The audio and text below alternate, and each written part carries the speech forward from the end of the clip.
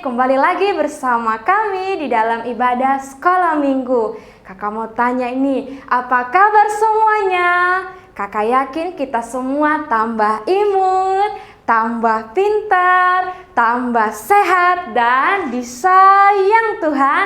Yes, yes, yes. Karena apa? Karena Tuhan mengasihi kakak, karena Tuhan mengasihi adik-adik semuanya. Namun sebelum kita memulai ibadah kita, mari kita bersatu di dalam doa. Bapa kami yang baik, kami bersyukur kepadamu kalau kami boleh ada sampai di pagi hari ini. Kami tahu bahwa semuanya karena tuntunan Tuhan, karena pemeliharaan Tuhan di dalam setiap kehidupan kami. Sebentar kami mau tinggikan nama Tuhan, kami mau puji Tuhan, dan kami mau dengar-dengaran akan kebenaran firman-Mu. Kami mohon berkati kami, mulai ibadah kami dari awal, pertengahan sampai selesainya. Di dalam nama Yesus kami berdoa dan mengucap syukur. Haleluya, amin. Adik-adik, kita bersyukur karena kita memiliki Yesus yang hebat. Mengapa demikian? Karena Yesus dapat mengadakan mukjizat, karena Yesus dapat menyembuhkan, karena Yesus dapat mengalahkan kejahatan, dapat mengalahkan dosa. Untuk itu, mari kita angkat pujian kita kepada Tuhan. Kita katakan, Yesusku hebat.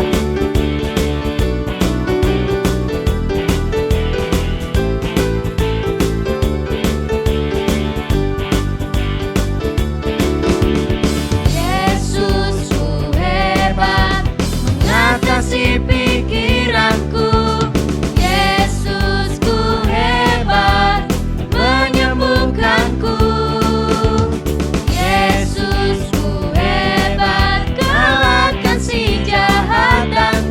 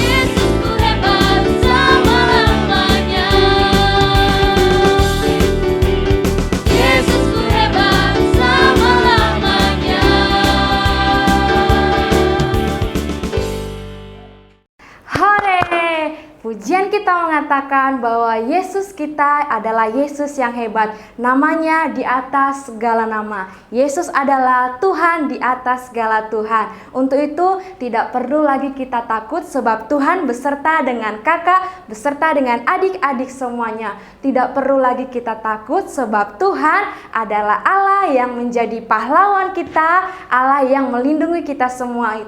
Mari kita angkat pujian kita sekali lagi kepada Tuhan. Kita katakan, Yesus jagoanku.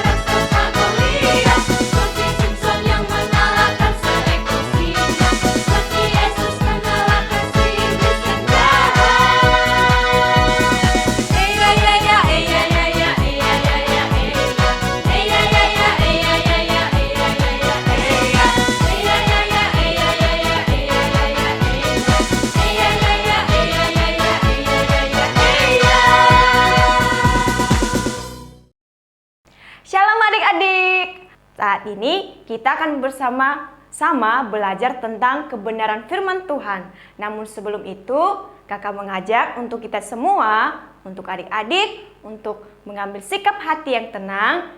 Kita tutup matanya, tundukkan kepala, mari kita sama-sama berdoa.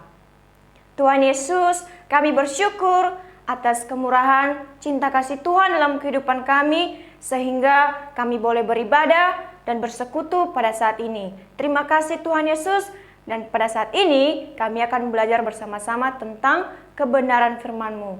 Tolonglah kami Tuhan, mampukanlah kami untuk kami bisa belajar bersama-sama dengan baik dan bisa melakukannya dengan baik dalam kehidupan kami setiap hari. Dalam nama Tuhan Yesus kami berdoa dan mengucap syukur. Haleluya. Amin.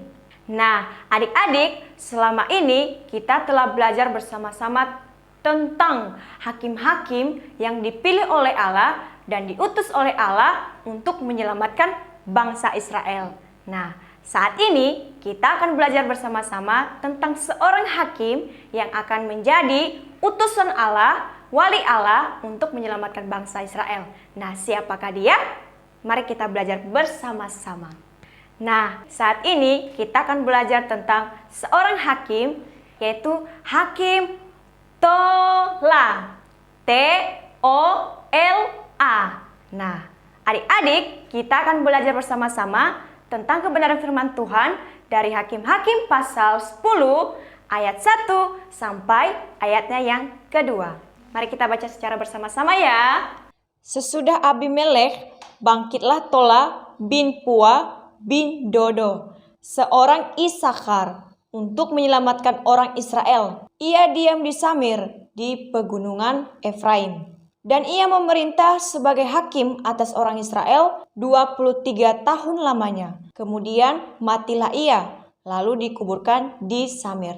Nah, adik-adik, setelah kita membaca firman Tuhan tadi, kita belajar banyak hal loh. Kita bisa tahu siapa ayahnya Hakim Tola, siapa kakeknya, dan dia berasal dari suku mana. Ayahnya adalah Pua dan kakeknya adalah Dodo. Ia berasal dari ke-12 suku Israel, yaitu suku Isakar, dan tinggal di Samir. Ia dipilih oleh Allah untuk menyelamatkan bangsa Israel. Adik-adik tahu nggak? Hakim Tola ini memerintah sebagai hakim di bangsa Israel berapa tahun sih? Nah, Hakim Tola menjadi hakim atas bangsa Israel selama 23 tahun lamanya. Wow, itu bukan waktu yang singkat loh ya. Itu adalah waktu yang sangat cukup lama. Setelah memerintah, ia pada akhirnya meninggal dan dikuburkan di Samir. Nah, adik-adik, dari kisah Hakim Tola kita belajar dua hal. Yang pertama, Hakim Tola adalah seorang yang termasuk taat. Nah, kenapa dia termasuk yang dikatakan seorang yang taat? Alasannya karena Hakim Tola bersedia menerima tugas dan tanggung jawab yang telah dipercayakan Tuhan kepadanya untuk menjadi hakim atas bangsa Israel dan menyelamatkan bangsa Israel. Yang kedua, kita belajar dari Hakim Tola bahwa dia adalah seorang hakim yang setia. Nah, kenapa dia dikatakan sebagai hakim yang setia? Alasannya karena Hakim Tola menjalankan tugasnya selama 23 tahun lamanya. Wah, itu bukan waktu yang singkat loh ya. Itu adalah waktu yang cukup lama. Dari itu kita melihat bahwa itu merupakan suatu wujud kesetiaannya terhadap Tuhan, terhadap pekerjaan yang telah dipercayakan Tuhan atas Hakim Tola. Oleh sebab itu, kita sebagai anak-anak Tuhan harus tetap taat dan setia. Taat dan setia untuk melakukan perintah yang telah difirmankan oleh Allah. Kita tidak boleh meninggalkan Allah, kita tidak boleh mengkhianati Tuhan. Kita harus tetap mencintai Tuhan meskipun dalam berbagai keadaan apapun. Artinya kita harus tetap hidup beriman kepada Tuhan saja dan tetap melakukan firman-Nya. Demikian firman Tuhan pada saat ini dan sebentar lagi kita akan mengakhiri ibadah kita. Namun sebelum itu, mari kita berdoa. Tuhan Yesus, kami bersyukur untuk kesempatan hari ini yang telah Tuhan izinkan untuk kami bersama-sama beribadah dan mendengarkan firman Tuhan. Tuhan, biarlah Engkau yang senantiasa mengingatkan kami untuk tetap taat dan setia kepada firman-Mu, sehingga kami layak disebut sebagai anak-anak Tuhan. Ini doa kami, dalam nama Tuhan Yesus kami berdoa dan mengucap syukur. Haleluya, amin. Demikian ibadah kita pada saat ini dan sampai jumpa di ibadah-ibadah kita selanjutnya. Tuhan Yesus memberkati.